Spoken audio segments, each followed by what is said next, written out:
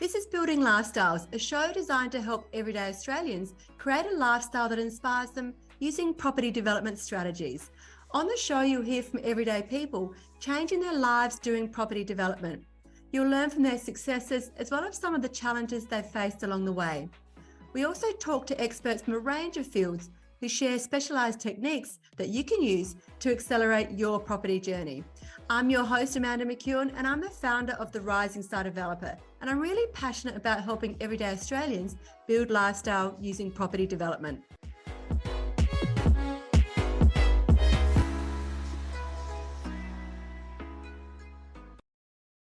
Amanda McEwin here, your host of Building Lifestyles. Today we have a special guest, Drew Evans, who is the founder and the head strategist of Caifu Property, a company who helps time-poor professionals grow their property portfolios and wealth by done-for-you small-scale property development. Caifu Property is a name synonymous with Duplex developments, and Drew is regarded as a champion in the realm of small real estate investments.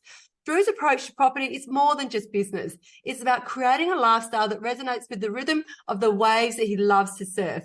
In this episode, we'll uncover the strategies that propelled Drew and his team to the pinnacle of success, clinching the Best Property Investment Advisors Award in 2019 and earning a finalist spot in 2018 by Your Investment magazine. Drew's mantra is think big, start small, and that reflects his journey from humble beginnings to his towering achievements.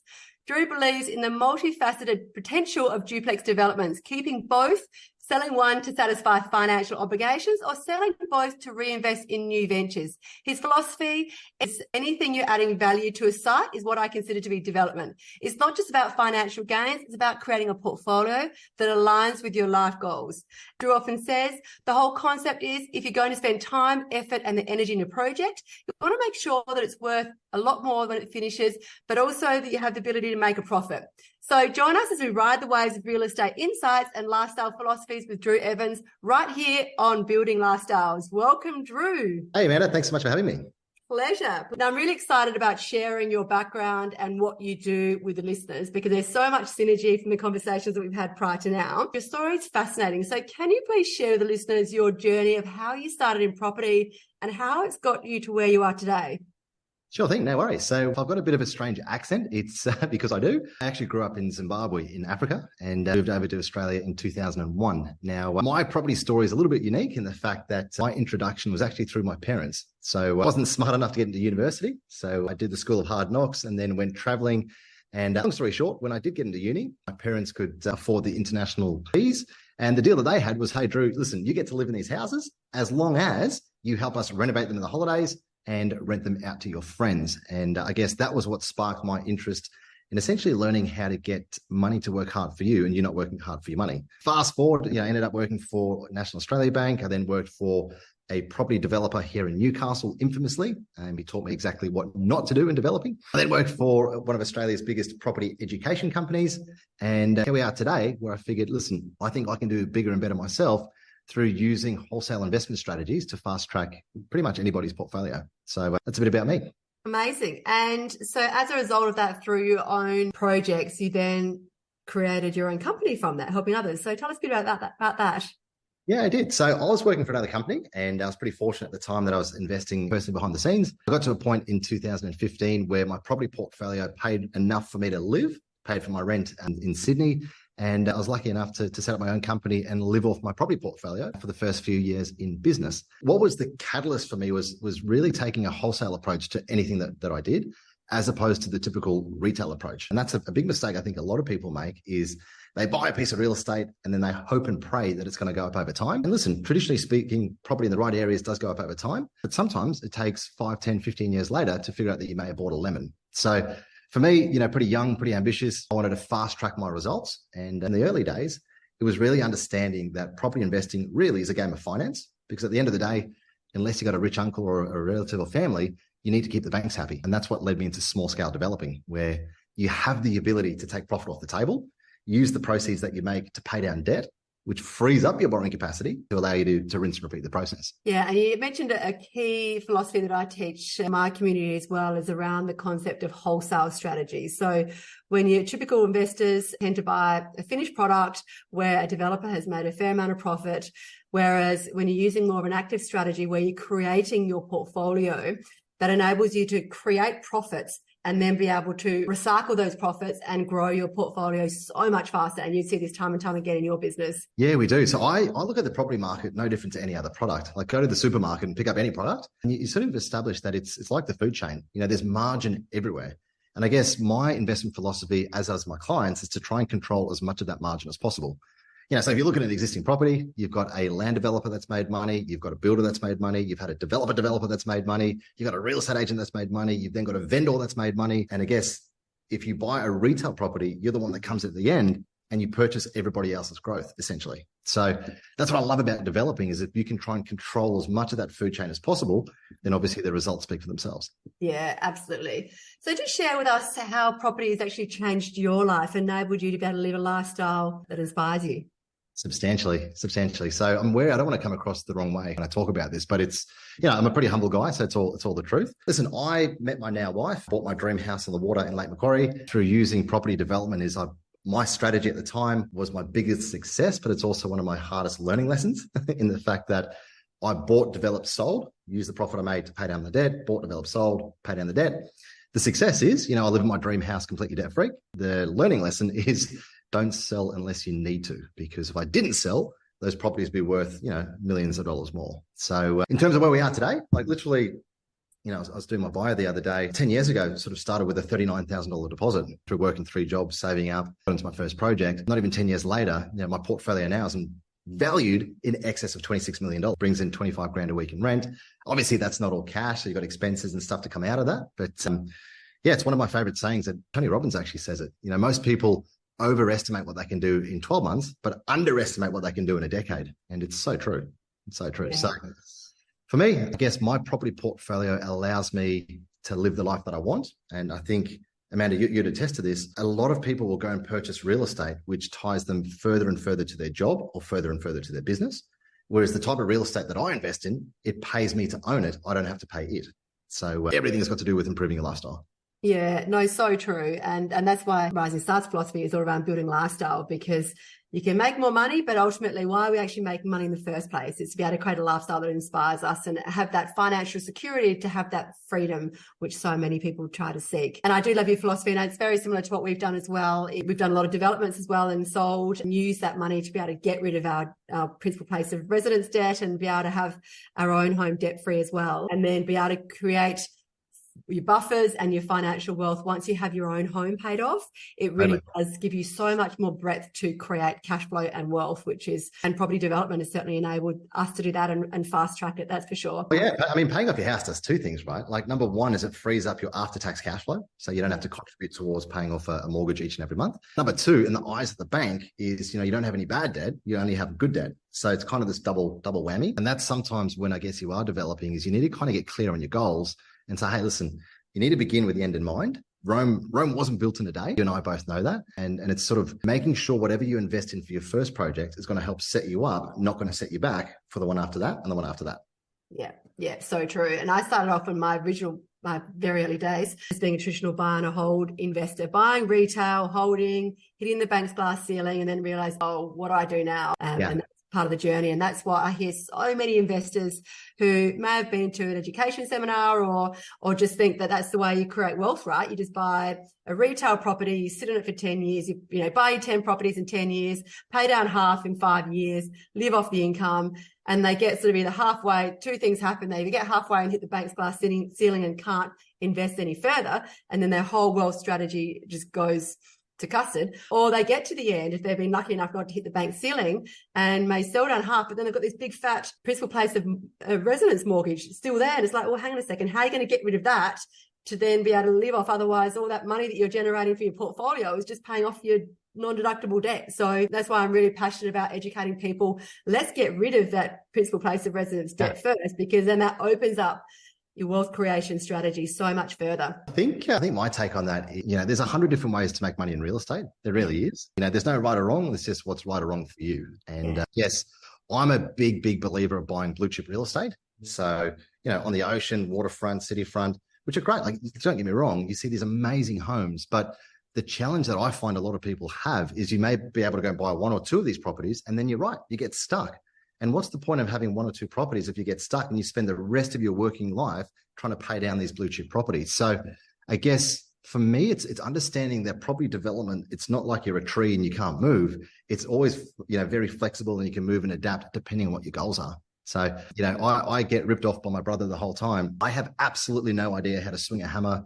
I've tried to renovate my house 3 times. I've literally ended up in hospital twice. So I've given up on that. And for me, it's all about finding the right team to execute on the right projects to give you the result that you want. How you get to that result is obviously personal preference. Yeah, definitely. And you said something earlier, which is a key philosophy within Rising Star as well, is like starting with the end in mind.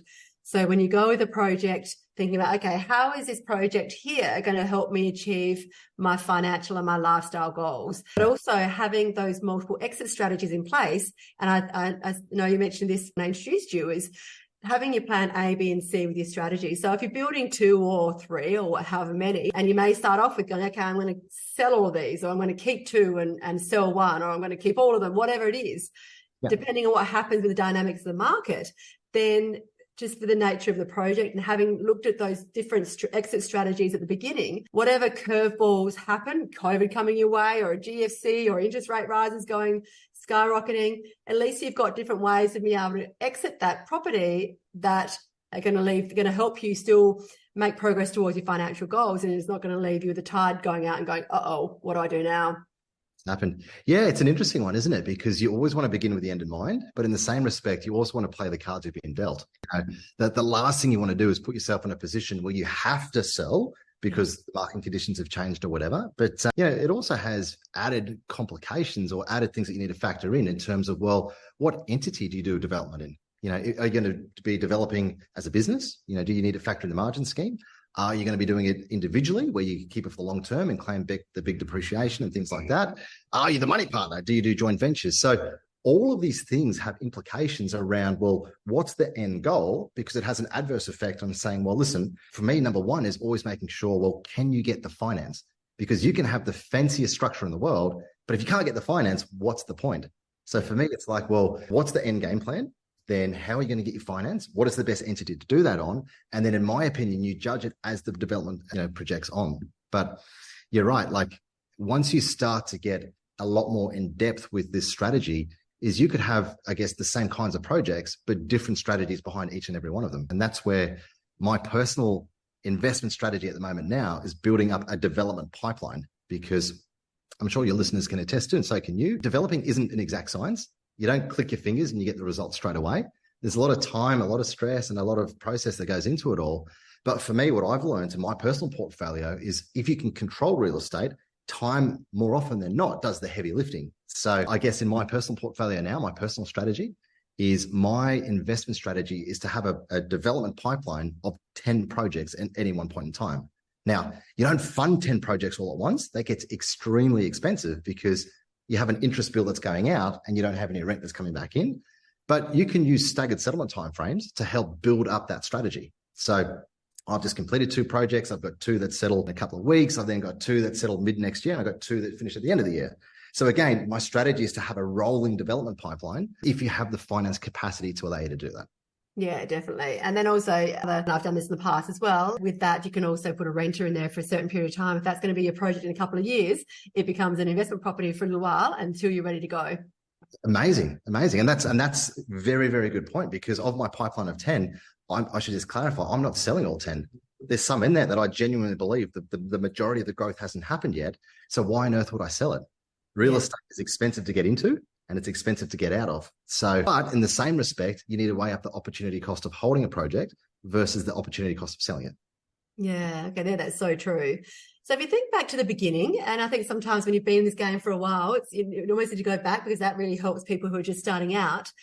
Think back to the beginning. What were some skills that you lacked and what did you do about it? What did I lack? Jeepers. I think the biggest skill I lacked is you don't know what you don't know. And sometimes being too ambitious without understanding everything can really bite you in the butt. And that's where, when it comes to property developing, it's not like you're going down to the pub and you're shouting your mates a couple of beers or whatever the case is. Like, we're dealing with life-changing money. So one of my philosophies now is think twice, cut once, right? There's no wrong with doing a whole bunch of due diligence and research on the back of a napkin and figure it out and go, hey, listen, what could possibly go wrong? And plan for that to make it happen. What else have I done wrong in the past? I think purchasing property in the wrong entities for me has been a big one, where I just got bad advice, but again, I don't want to harp on the negatives. What else have I learned? Understanding when to cut your losses.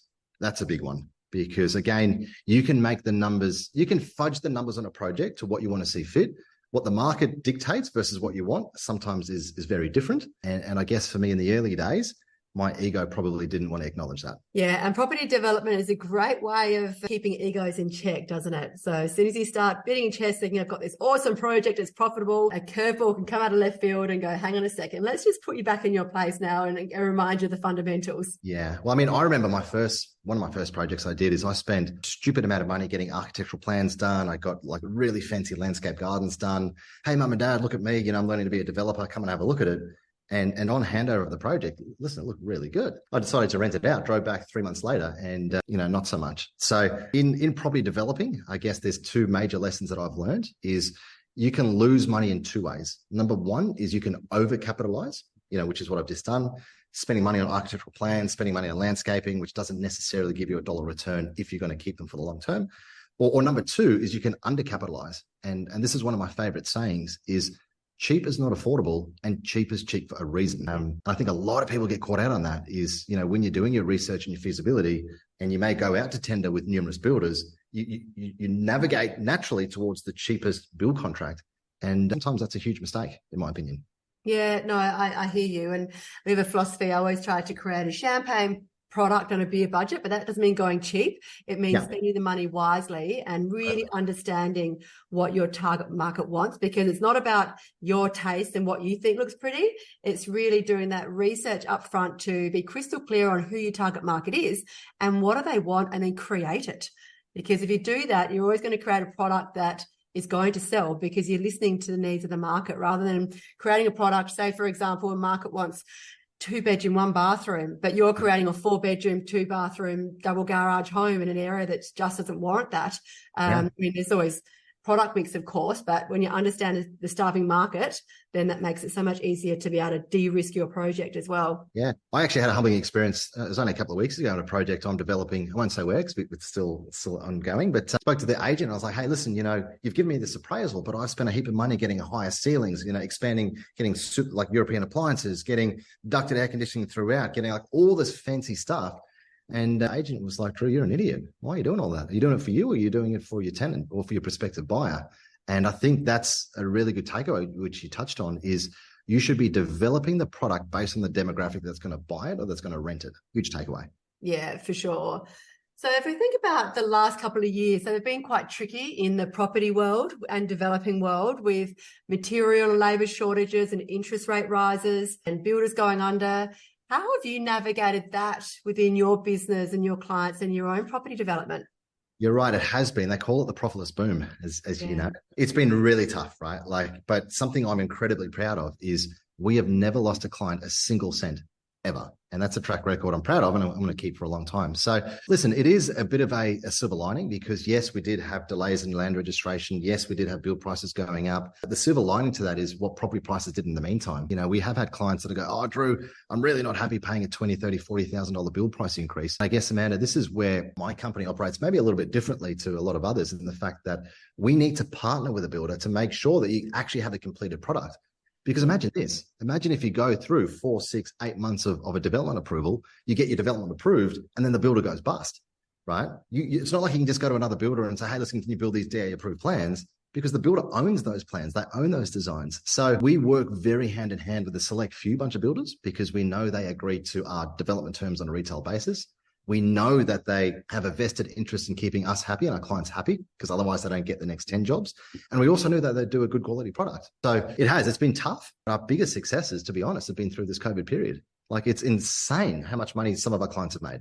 Yeah, and I see the same thing. It's always fascinating when you listen to the mainstream media and you hear word about the street and you hear all these negative stories. But yeah, I've had my most profitable couple of years. I mean, they've been challenging, absolutely, navigating all of these curveballs, but I've made the most money I've ever had on projects in the last couple of years, and as have my students, because you're right. Yes, building costs have gone up, but so too have the end sales prices, which has really minimized, negated that variance.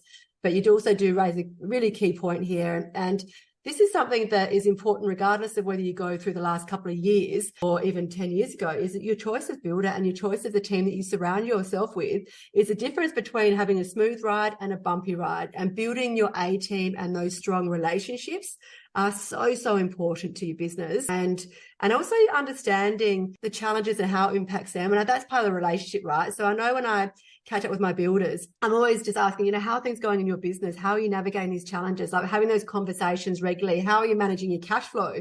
Doing your research on their financial viability, because you can have those conversations and there's always warning signs before a builder's in trouble anyway, but you know what to look for. But having those relationships and understanding the pressures that they're dealing with and working with them. Like I know with some of my projects, right, where they've been hit with variations in price, and I've got a fixed price building contract. But at the end, I know full well that it's cost them a lot more than what they're charging me for. And so if they give me a variation, then we work together and iron that out. It's not like, sorry, mate, your problem. It's like, no, that's not how we work with our builders. It's a team relationship, and we work through these challenges together because we want our builders to be around for the long term, not the short term. That is incredible advice. And that's obviously why you're very good at what you do, because that's the attitude, in my opinion, that you need to take as a developer. Life isn't always rainbows and daisies, and developing is the exact same. Sometimes you can take the moral high ground, but that's going to get you nowhere. And it's just going to turn out to be way more expensive, than if you were to work together well with everyone. So yeah, I mean, it's interesting times, but I'd love to get your take on what you think is going to happen in the future, because I often get asked by my clients, Drew, well, now that we've seen COVID go past and we've seen things start to come back to a norm, in your opinion, do you think building prices are going to come back down again? I don't know if they'll come back down, and none of us have a crystal ball, right? So we always just have to make decisions based on the information we've got at hand. I look at a couple of fundamentals. So firstly, I look at the supply and demand in the market. And as we know, there's still an incredible shortage of product on the market. And not only that, because of the nature of the building industry in the last couple of years, there's been a lot of projects that have been put on hold, people actually steering away from development. So the natural quantity of supply that we need to be able to just meet demand is so far behind. So you've got a mix of that. You've got a mix of the immigration that's coming into Australia, and huge amounts of immigration, and just not enough product. And we have a real affordability problem as well. So from a developer perspective, creating this supply, I can't see that changing for the next 3 to 5 years, just because of the time it takes to create this product, right? So yeah, just fundamentally, I think to create the product, it's definitely there. And if you think about the prices, you've got the supply demand that actually impacts on the price of how you sell your product. So if the supply is not there and the demand is, naturally the pricing is going to keep going up until you get to that equilibrium. So that's my view from a supply perspective. From a build cost perspective, I think that's going to come down to, once again, the building, demand and supply. So if we start now getting material supply, that's now coming back into the country, and that's all started stabilizing. And then, yes, there's been a real labour shortage over the last few years, but a lot of that was due to immigration, not having skilled labour coming into the country, and that's slowly working itself out with the borders being open. So I think we'll start to see a stabilisation of the labour and the material shortage, which I think will then benefit us in terms of our build cost, provided builders aren't loading our prices. So I really do see that side of things stabilising. Will it go back? Unless, of course, the price of steel and the price of materials drops back considerably. I can't see that happening until inflation stabilises itself. I can't see that changing much either. But I think with the nature of the supply side of things still being so short, I still think there's plenty of opportunity out there for developers to make, to create product the market actually needs, but also to create profits in the meantime? I think you absolutely nailed the answer to that question, because my opinion is the exact same. I'm in the middle of filming a behind the scenes development process from developing a house from start to finish. I've been on site for the last 7 weeks and I've got another 7 to go. And I can tell you now, like, unfortunately, when you are an investor developer, you just look at numbers on a spreadsheet and you go, nah, surely you can make it cheaper. You can get the margins a little bit higher. When you're actually on the ground and you realize, listen, these projects don't build themselves. Like, they get built by real people, and these real people have real jobs. They have real businesses. Like, you know, imagine if your staff start coming to you and going, hey, Drew, listen, please pay me less money. Is it never going to happen? Like, it's not going to happen. But you extrapolate that across the whole industry, your Section 94 contributions, your headworks charges, your subdivision fees, physically getting onto site. Like, try telling a bunch of concreters to come to work and get paid less. Like, honestly, and that's something I've really struggled to come to terms with personally, is saying, listen, we used to build this house for X amount and now we're building for this amount. Like, that makes no sense. But I think it's just going to become the new norm. And I agree with you that I think once we do get a bit more of an equilibrium in terms of labor supply and the material cost stabilizes a bit more, I think the new norm will set the benchmark, and we're not going to have these crazy build price increases like we did throughout COVID. Yeah, definitely. And then I think inflation is a big factor of that as well, because, of course, every single sector of the market is still being hit with inflation. So I think then when that stabilises as well, we'll see some stabilisation in prices, but that won't happen until inflation's under control and labour as well. So, I mean, that's our crystal ball view, but I think that's underpinned by strong fundamentals and understanding of the property market, isn't it? Yeah, totally. Totally. Amazing. So in terms of, you get to see a lot of, like myself, get to see a lot of new people entering into this wealth creation and property development space. What's the most common mistake that you see new developers making? The biggest mistake, I would say, with no disrespect, going to a masterclass, going to a boot camp, going to a seminar, coming out of a 3-day event, expecting to be Donald Trump. That's the biggest mistake I see, because, listen, these events are super educational and they can be super warranted, but it takes time to get skilled, to build up the contacts, to build up the knowledge base, and to build up the team around you. So that's one of the biggest mistakes I see is attending these events, coming out and thinking you can do it straight away. Yeah, no, I agree with you completely. And just furthering on to that, I think education is really a key gap that I see, because I hear, as you would too, you hear these horror stories of people who've done development, right? They've gone out there, they've seen a mate do something, or they've driven past a development down the street and seen a 2-site, think, you know what, yeah, I can do that.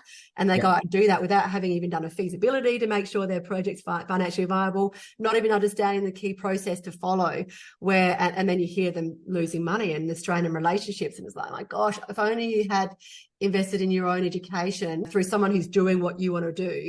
That just fast tracks you. But you're right, it's not just about attending a 3-day event, and it's not about just doing an education course. You need support, because I know with my students as well, I'm very lucky to have twice a month I catch up with my students, right? And they get to have their questions answered real time. So, and that they're also hearing questions from people who are at different stages within their community about, someone might be looking for a deal, somebody else is about to turn soil, somebody else is selling their product, and they're able to hear the challenges that they're having and hearing the answers to that. Like, that just fast tracks your own knowledge and learning and education to be able to get yourself supported as you're going through a project, I think is really, really important. Don't get me wrong. Yeah, 100%. The community that you've built is amazing, because you can, I mean, one of my biggest advice is, if you are getting to developing, is learn from somebody that's done what you already want to do. Yeah. And if you can have a support network and an environment and a community that allows you that, my gosh, that's powerful, right? Yeah.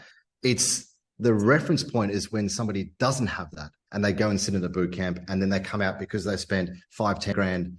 That's the mistake, because property can be very, very unforgiving if you get it wrong. Right? It sure can. So what do you say to people who think it's too late to get into property, or they feel like they've missed the boat, or they've missed that boom market from the last couple of years? What do you say to people that feel like that? Well, I guess the response is it depends on the individual circumstances, right? Yeah. Too late based on what? Is it based on age? Is it based on life cycle? Is it based on dollar figures? Listen, property developing has been around for a long, long time, and it will continue to be around for a long, long time. I think that it is going to get harder and harder in the fact that we're going to have the have and the have-nots in terms of your ability to borrow money, right? And I think that there's going to be a huge wealth divide, what's happening in the country, and we're already experiencing it now. So I don't think it's ever too late, right? I guess if you want to get into it, you can still learn about it. Doesn't mean you have to go and transact $1 million, $2 million, $5 million straight away. Dip your toes in, learn, get educated, get comfortable, understand the pros, the cons, what can go wrong, but also what can go right as well. and obviously do it at a pace that you're comfortable with. So I don't know. I don't think it's ever too late, but it's obviously dependent on your personal circumstances. Yeah, absolutely. And I've got students that range from their mid to early 30s, even up to their 60s, and still doing deals. So it's amazing. So yeah, it's only your own perception, isn't it, in terms of missing the boat. And if you're looking for a perfect market, perfect doesn't exist in the property world. Perfect time, perfect deal. You just need to get rid of the word perfect. So you help people get into their first, second and beyond deals. And you also help I'd love to be able to hear or share with listeners what you actually do, because I educate people, but you actually do it for them as well, which can really help people who are a bit nervous about dipping their toe in the water or just don't have time. So if you can share with what you do. Yeah. So essentially my business is designed for time poor professionals, right? And to be fair, when I say professionals, that's a loosely phrased word. It's anybody that knows what they need to do. They don't necessarily have the time, the skills, the experience, or the industry contacts to bring it all together. And that's where my team essentially becomes your professional circle to make it all happen. Now, I'm in the industry of adding value to our clients. If I can't add value to you, then there's no point in you joining our business. So I guess the way that I've created my business is making sure that it's almost like speed dating in the fact that it needs to work for the both of us. Yeah. So, if you haven't seen my company before, you haven't seen what we do, the first step is to book in a phone call and say, well, listen, what are your goals? What are your objectives? What are you trying to achieve? More importantly, where do you stand today from a finance perspective and where do you want to be? We actually reverse engineer it and run your finance capacity based on your circumstances today, based on 3 or 4 different variables if you were to change up your portfolio a little bit or your individual circumstances, and then come back and say, okay, well, listen, John and Mary, this is what your finance capacity is today. If you were to develop a house, if you were to develop a duplex, if you were to develop a development pipeline, can I justify charging you a fee to come and work with us? The answer to that is yes. Then obviously we move, because Amanda, I can assure you and everyone else is if I can't show you how I can add a ton of value to your bottom line and you can't show me how you can afford the projects we have, it's a complete and utter waste of your money.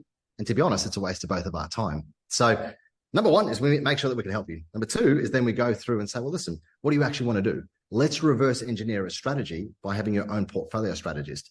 Is your plan to buy, develop, sell so you can use the proceeds to pay down your home?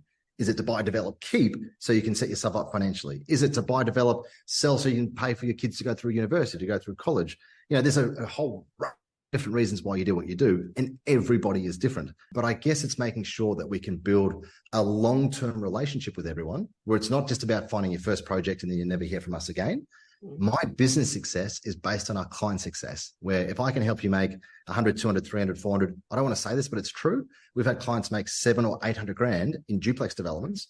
Because if you do that, how easy is it to get your second, your third, your fourth, and your fifth? And that's where I'm very lucky as a business, where we have a heap of return customers on an annual basis.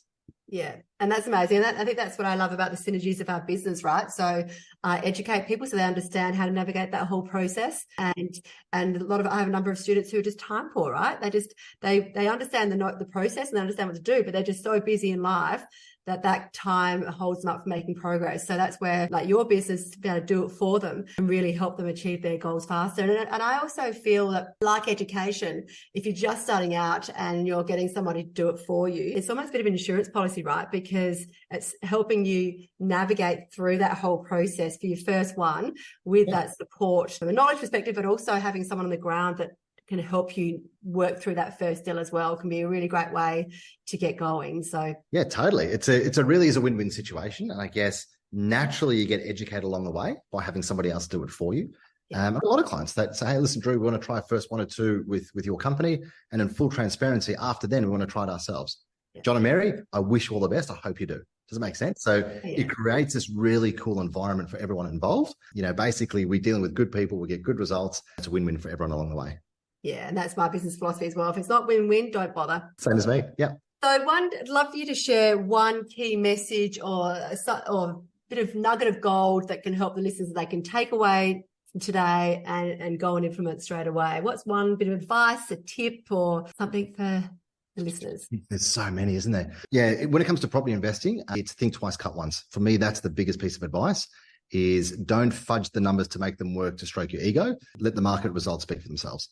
Yeah, that's amazing advice. Thank you. Well, thank you so much, Drew. It's been amazing having this conversation with you. You've got so much experience and what you do is amazing in terms of how it can help people really start making progress towards their wealth and their lifestyle goals. So thank you so much for joining us. I'm sure the listeners have learned so much from today, and we'll certainly put some details in the show notes if you want to be able to connect with Drew and learn more about how Caifu can help you achieve your building wealth and lifestyle goals. Bye for now. Thank you so much for listening. This is Building Lifestyles, a show designed to help everyday Australians create a lifestyle that inspires them using property development strategies. This podcast was produced by the Rising Star Developer. We've been helping Australians realise their financial and lifestyle goals since 2020. We play a pivotal role in educating, supporting and celebrating the goals and successes of our students and our community. To find out how we can help you realise your property, wealth and lifestyle goals, head to our website www.risingstardeveloper.com.au. To make sure you don't miss an episode of Building Lifestyles, be sure to subscribe to and follow the show in your favourite podcast app. And while you're there, leave us a 5-star review as it really helps others find the show. I'm Amanda McEwin, and we'll be back next episode with more tips on how you can build your lifestyle.